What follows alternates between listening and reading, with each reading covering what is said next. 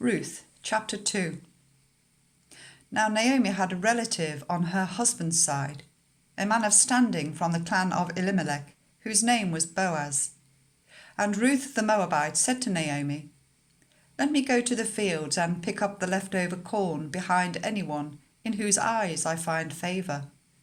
Naomi said to her, "Go ahead, my daughter." So she went out, entered a field, and began to glean behind the harvesters.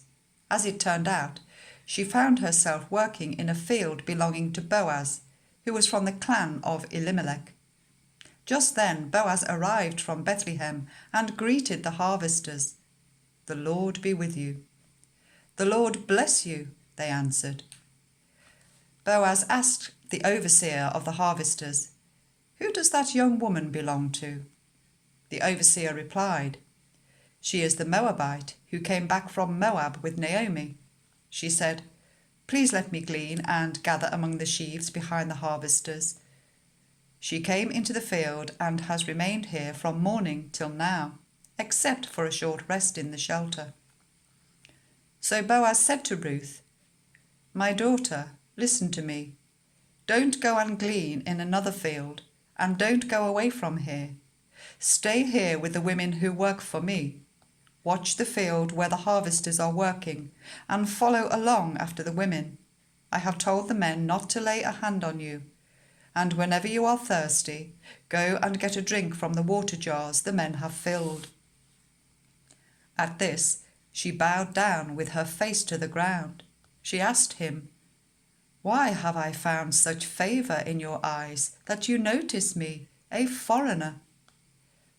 Boaz replied, "I've been told all about what you have done for your mother-in-law since the death of your husband, how you left your father and mother and your homeland and came to live with a people you did not know before. May the Lord repay you for what you have done. May you be richly rewarded by the Lord, the God of Israel, under whose wings you have come to take refuge." "May I continue to find favour in your eyes, my lord," she said.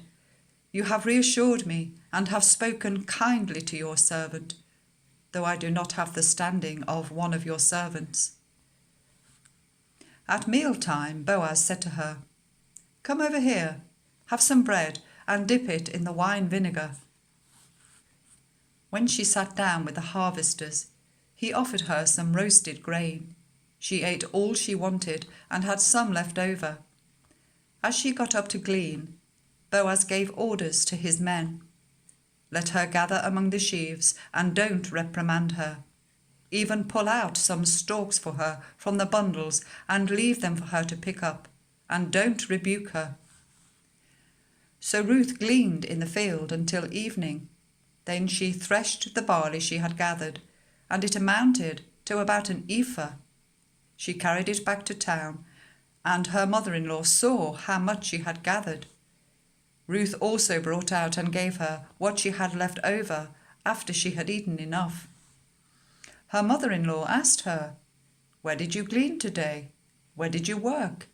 Blessed be the man who took notice of you." Then Ruth told her mother-in-law about the one at whose place she had been working. "The name of the man I worked with today is Boaz," she said. "The Lord bless him," Naomi said to her daughter-in-law. "He has not stopped showing his kindness to the living and the dead," she added. "That man is our close relative. He is one of our family guardians." Then Ruth the Moabite said, "He even said to me, 'Stay with my workers until they finish harvesting all my corn.'" Naomi said to Ruth, her daughter-in-law, "It will be good for you, my daughter, to go with the women who work for him, because in someone else's field you might be harmed." So Ruth stayed close to the women of Boaz to glean until the barley and wheat harvests were finished, and she lived with her mother-in-law.